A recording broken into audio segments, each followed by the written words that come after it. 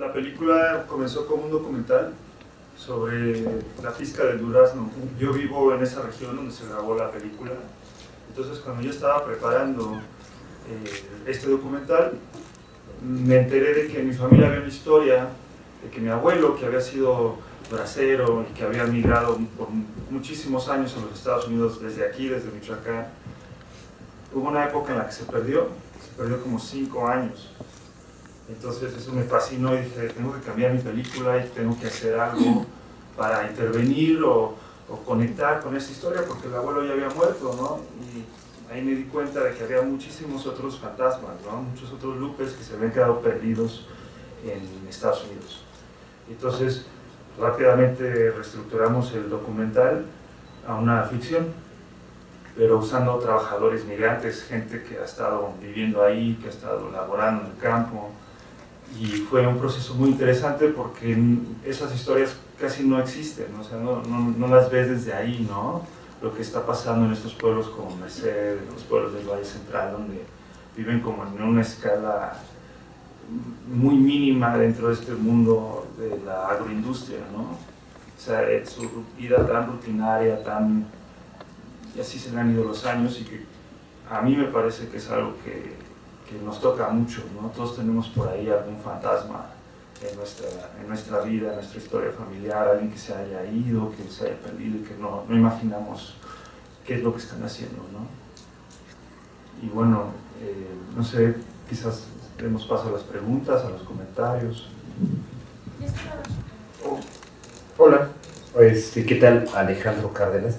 Me gustaría preguntarte un poco también cómo contactas a Lupe, y digo, esta complejidad de que también aparezca, que no sea un actor y que se preste a este juego de la ficción. Y por otro lado, si puedes ahondar más en este tema del arraigo, Lupe podría haber tenido una historia en California, ¿no? O sea, generar otra historia, y no lo hace, siempre está pensando como en la nostalgia de que tiene una familia de la cual está, pues de la cual ya no existe ese vínculo, ¿no? Entonces, un poco cómo andar en eso,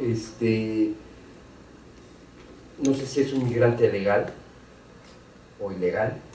Bueno, la película no lo aborda, ¿no? Sí, lo pregunto por las complejidades para filmar así. Bueno, eso no sería un problema. Pero Dani, en la vida real, Dani es un tipo totalmente diferente a Lupe. Es un tipo alegre, le encanta coquetear, es muy sentimental, llora mucho. Cuando lo he llevado a festivales, llora mucho. Y de hecho sí tiene papeles y va a votar y todo eso, ¿no? Pero él conoce a muchos que se han quedado como Lupe. Y la idea no es tanto el arraigo, sino la depresión que tiene este personaje, que es casi clínica, ¿no? O sea, tú puedes ver el silencio, se va tomando posesión de su vida, y es una depresión muy del hombre de trabajo, ¿no? Es un retrato muy sincero de esa depresión, de cómo se va cerrando como una piedra. Porque al final él tenía opciones, ¿no? Él tenía a Gloria, tenía cosas que podría hacer, pero no sabía ni siquiera cómo expresar lo que quiere, salvo que no se quiere morir ahí, ¿no? Y con respecto a trabajar con actores, Dani lo conocí porque mi familia trabaja en el campo. Entonces Dani era amigo de mi papá, y de hecho busqué a muchos actores, y por varias razones perdí algunos que yo había seleccionado. Y entonces me dice mi padre, bueno, vamos a visitar a Dani. Dani es muy buena onda, ya no trabaja. Y llegamos a su casa y solo estaba su señora, que al final fue Gloria, ¿no? En la película. Y digo, bueno, ¿dónde está su señor? Quiero hablar con él, a ver si le interesa participar en un proyecto, es interesante. Me dice, está en México, está en Michoacán. Bueno, ¿y tiene alguna foto de él? Porque ya íbamos a grabar en 2 semanas. Y entonces saca la licencia de conducir de Dani, y Dani tiene el mismo bigote, y la misma cara, así súper seria. Digo, ¿su marido tiene el mismo bigote y está igual de serio? Sí. Bueno, entonces aquí nos vemos cuando regresen.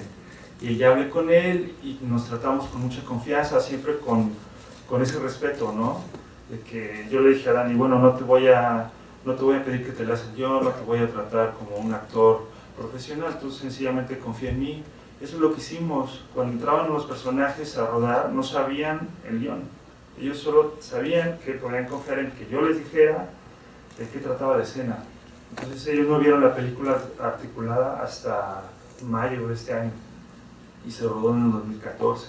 Y la razón de hacer eso es que cuando una persona no es un actor profesional y tú le entregas un guión, le estás metiendo una presión que ellos no pueden resolver porque no tienen las herramientas que tiene un actor que ha ido en la academia, etcétera, ¿no? Y sin embargo, si los pones en un espacio donde se sienten cómodos, se pueden abrir, te pueden generar lo que vieron en la película. Pablo, ¿qué encontraste en la historia para apostarle a ello? Pues había conocido a Rodrigo antes, con otros trabajos. Alguna vez hice música para uno de sus documentales. Y bueno, cuando la vi, ya estaba avanzado el proceso de la película, ya tenía un corte. Y bueno, me encantó, me tocó muchísimo, me gustó. Me parecía un trabajo como arriesgado, porque además Rodrigo tiene ya pues una carrera como documentalista. Y este salto del documental a la ficción, pues tenía el reto de convertirlo, que no pareciera al final que fuera como una especie de documental, porque también ya la línea luego no está tan clara, ¿no? entre documentales y ficciones. Y el reto importante fue construir una narrativa alrededor del personaje. El corte que vi parecía más un documental muy, muy entrañable, muy profundo. Y la intención fue como construir un poco una cuestión más narrativa. Entonces fue muy interesante ahí el proceso creativo con Rodrigo. Sí, de Pablo surgió esta idea de enmarcar la vida de Lupe dentro del anhelo que tiene su nieta y la imaginación de la nieta y la búsqueda de la nieta. Y eso ayudó mucho a darle como esa dimensión de vincular al personaje con México. Amén de la música también. ¿Más preguntas? Yo aquí adelante. Pues sí, también lo que vemos es el fenómeno de los migrantes que regresan, que últimamente ha sido más los que regresan que los que van. Entonces, pues también quería preguntarles eso. Sí, bueno, yo creo que a menudo los migrantes regresan, pero no te cuentan bien cómo les fue. O sea, hay una mitología del sueño americano. Y con Lupe vemos el precio emocional que se paga en algunos casos, que es devastador. O sea, hay una depresión, hay un desarraigo, como decían anteriormente, total, ¿no? Que es extremadamente doloroso, pero que no lo comentamos como sociedad. ¿Por qué? Porque no queremos lastimar ese mito, esa ilusión de que las cosas son tan excelentes y mucho mejor del otro lado. Cuando en realidad, pues Lupe es un ejemplo, ¿no? De qué está haciendo, o sea, su vida es un vacío, ¿no? Y busca darle un significado al intentar volver,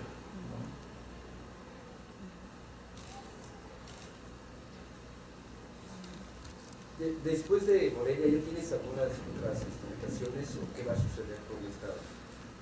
Sí, justo ayer anunciaron que la van a presentar en el Cairo, en el Festival Internacional del Cairo. Va a ir a otros festivales que no podemos anunciar todavía, pero ya ha ido al Festival de Los Ángeles, donde ganó un premio especial. Va a BFI Londres, estuvo ahí hace un par de semanas. Luego varios festivales en Estados Unidos. Y ha sido muy interesante ver cómo la reacción en Estados Unidos, dada la situación política actual tan polarizada y la película al ser tan apolítica, genera mucha política. ¿Por qué? Porque la gente dice, bueno, esto es lo que nos estamos perdiendo, ¿no? Al hablar de la migración en términos tan agresivos, nos estamos perdiendo de conectar con lo que de verdad está viviendo esta gente, ¿no? Que vive en nuestro entorno, pero que están aislados de nosotros, ¿no? Y entonces eso me parece muy interesante, porque después del 8 de noviembre va a haber la necesidad de un proceso de sanar o de tratar de salvar, ¿no? Algo de los lazos sociales en ese país, porque hay mucha agresividad y creo que lo mismo puede suceder aquí en México, ¿no? De que tratemos de usar la película como un medio para conectarnos con este desarraigo, ¿no? Que existe con nuestros paisanos que están del otro lado. A estar aquí enfrente. Mira, Rodrigo, ¿qué tanto cambió, afectó tu visión el pasar de ser un documental a hacer una ficción ¿qué tanto afecta el mensaje que tienes la intención principal de mandar cuando estabas haciéndolo como un documental al llevarlo a los terrenos de la ficción? ¿Qué tanto afectó todo esto? Pues sí, se hizo más personal. Al ficcionalizar la película, de alguna manera se hizo más personal, se hizo más íntima, más... O sea, ya era yo hablando con mi abuelo por medio de la película y me costó mucho trabajo.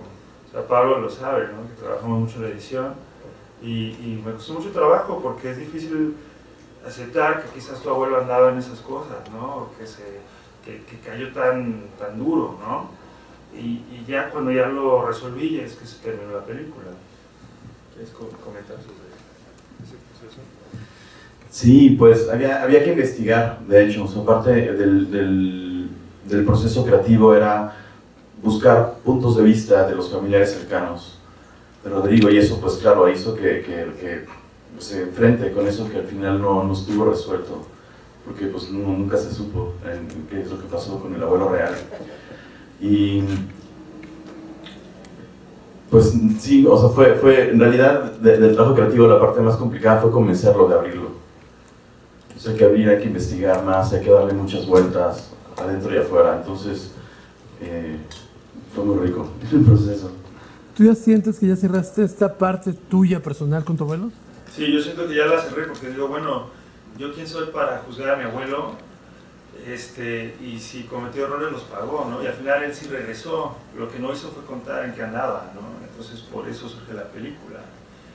Sí, de alguna manera como que ya hicimos un pacto de paz, ¿no? Por medio de la película. ¿Él ya vio la película? No, mi abuelo falleció hace 10 años. Ah, ok, lo siento. Y también la mujer del abuelo, mi abuela, también falleció y no vio la película, pero la familia que vivió la ausencia del abuelo la vio y está muy agradecida, ¿no? Porque al final es doloroso, pero también es bueno saber que él también sufrió, ¿no? Seguramente algo lo llamó para regresar. Cuando mi abuelo volvió a México, cuentan que somos de Cotija, ¿no? Aquí en Michoacán. Entonces cuenta que regresó a Cotija, no tenía maletas, no tenía nada, lo único que traía era una camisa nueva y un sombrero nuevo. Y jamás dijo en qué andaba. ¿Y cuántos casos hay así, no? ¿Cuántas veces la gente desaparece? Me voy al otro lado y ya no sabes qué pasó con ellos, ¿no? Entonces ahí, eso es interesante, ¿no? Y yo me quedo con esa imagen de que el abuelo volvió. Ahora no sabemos qué pasa con Lupe. Yo creo que tiene que ser ambiguo y una interpretación personal, pero en mi caso sí volvió, entonces eso me ayudó a resolver eso. Y, perdón, hay una relación, o más bien, ¿qué significa la bicicleta? Por un lado es como el bien más preciado que tiene Lupe, le da la independencia para moverse los fines de semana o cuando descansa, pero ¿tiene algún significado el uso de la bicicleta? Pues, por ejemplo, en toda California, donde hay muchos migrantes, pues no tienen dinero para un carro a menudo, ¿no? Especialmente los viejitos andan en bicicleta. Y en el guión original había una bicicleta de 2 ruedas, pero cuando yo contacté a Dani, me dice Dani, solo un detalle, yo no sé andar en bicicleta. Entonces tuvimos que resolverlo con un triciclo.